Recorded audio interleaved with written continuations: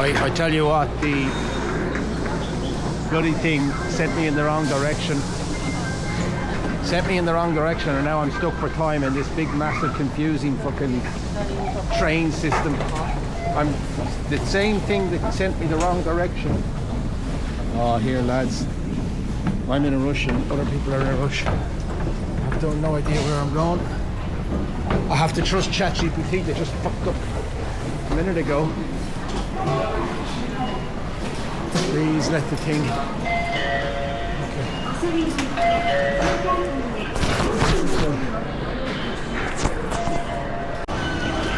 Right, pure madness.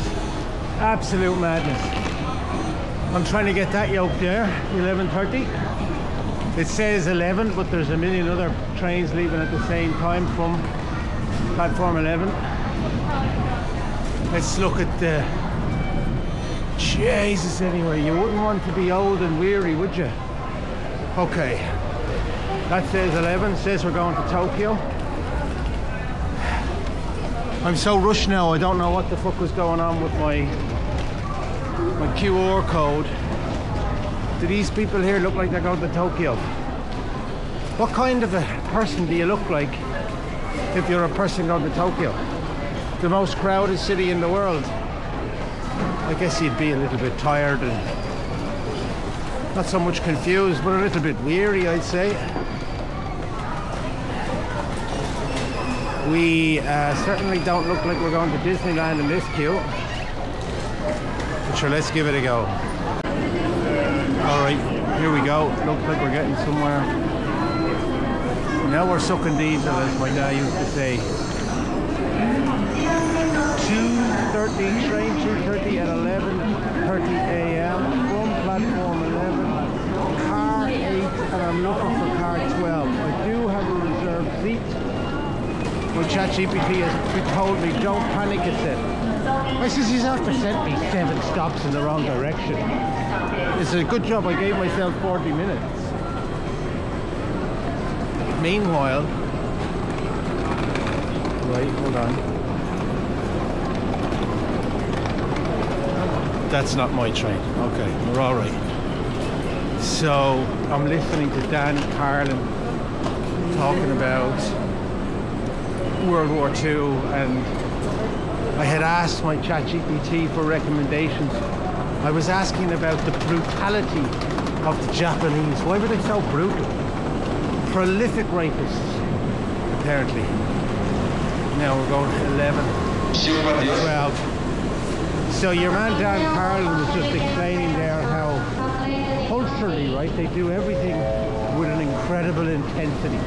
He says, imagine if you figured yourself as a diligent gardener and you put a hell of a lot of work into it. And at the end of the day, you look at your garden and you go, wow, my garden's coming along nicely, isn't it? He says, you wouldn't want to go and take a look at a Japanese garden. Every single centimetre is accounted for. He says they do things with an intensity here. It's like 120%. Turn up the intensity on everything.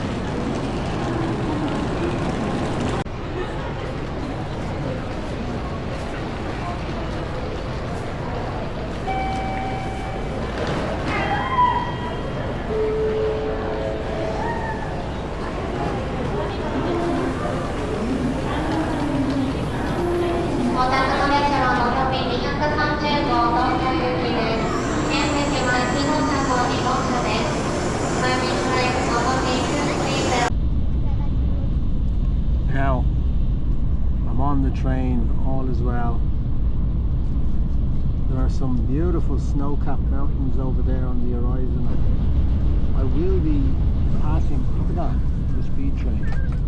I'll be passing Mount Fuji in the next hour and a half or something, so I might just pop off and take a quick gander up to the top, see what it's like from the very top of Mount Fuji. I will in my hole, they would have said back in Ireland in the 1990s. Still listening to Dan Carlin. He was telling them me a story that I'd heard before about a soldier who in 1944 or thereabouts, close to the end, he was sent to an island in the Philippines with the order that he should try and diminish, let's say, Allied forces in the Philippines on whatever island it was that he was on. So his job was to basically fight almost single-handedly any kind of a Philippine uprising against Japanese rule.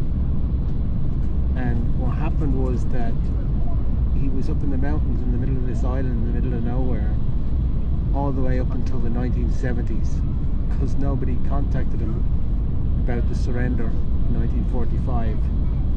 And he went on masquerading like guerrilla warfare tactics for 30 years after the surrender, until some YouTuber who had heard about him on the internet went off in search of him. He would have become at this stage like an urban myth. The Filipinos had been complaining about his guerrilla tactics for quite some time, but nobody had been taking the complaint seriously. So he just became the idea that there's some Japanese man still attacking Filipinos in the mountains in the 1960s and 1970s that were considered ludicrous. But this YouTuber went off and found Officer Onodo in the middle of the mountains and spent some time with him. He was the first man to explain exactly what had happened. And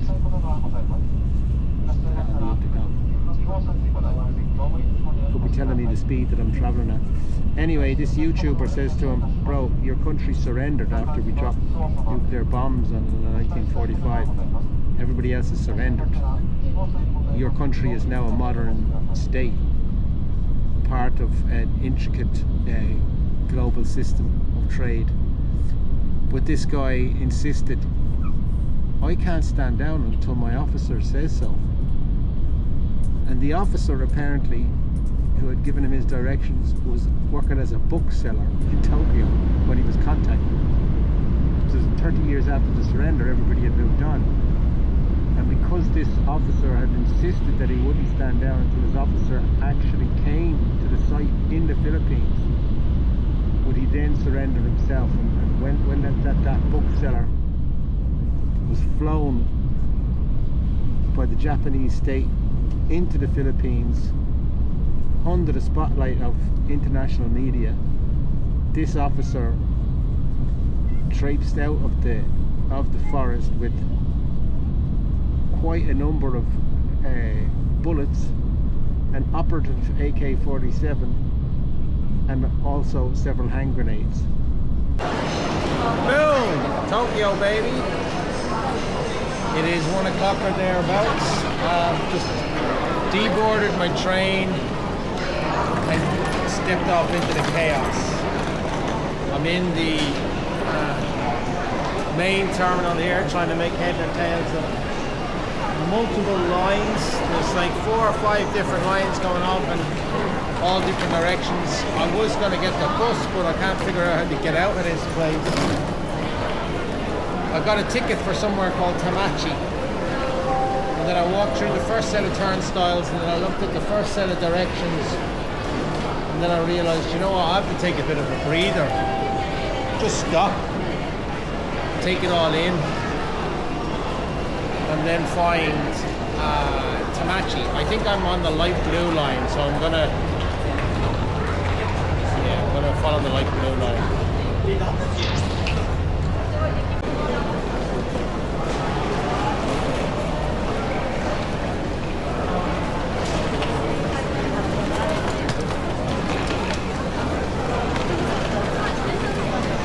I'm actually starving at the moment.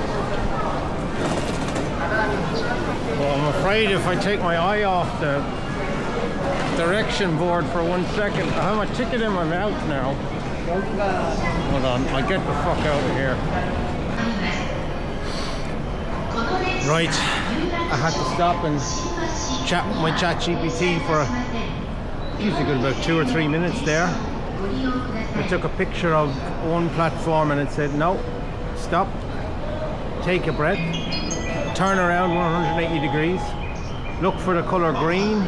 And then I found the color green and I took a picture of that and he said, no, not that one, stop, turn around, take another 180 degrees. Your attention please. The train bound for Shinano and Shibuya will soon arrive on track number 5. Look at that. For your safety, 1, 2, 3, 4, 5. 5 platforms across, I think. Lads, I won't be coming back into this train station for a while. This is my Insta 360. Oh, Have you ever seen it like that? Yeah. I know that, yeah, I know that. So what have we got here anyway? What is it?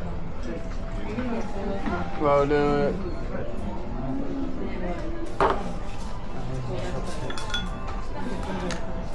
this is what white bait, like the English translation, shit acid.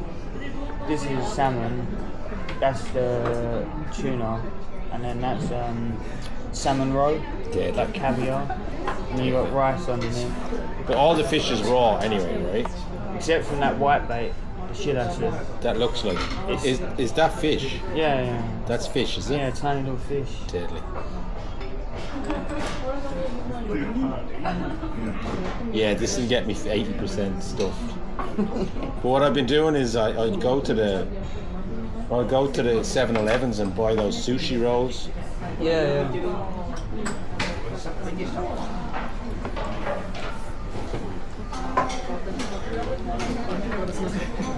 So you're another 45 minutes from here in the other direction. Around, yeah. This has turned into a saga. There's a sign here to tell me that I need to contact somebody by phone.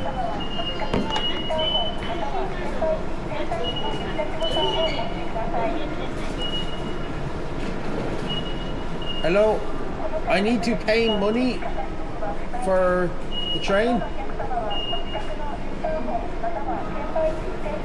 I need to pay because the man told me to pay more money. I bought a ticket from Fatawapak. I don't know the stops. Orange and blue.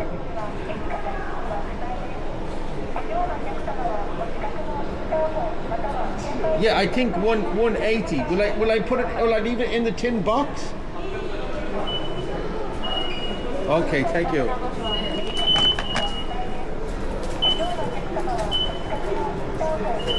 I got sidetracked while I was on the thing, and I took the orange line all the way until it crossed over with the red line, and then I had to jump out and cross back over. I added an extra 20 minutes onto my journey. No,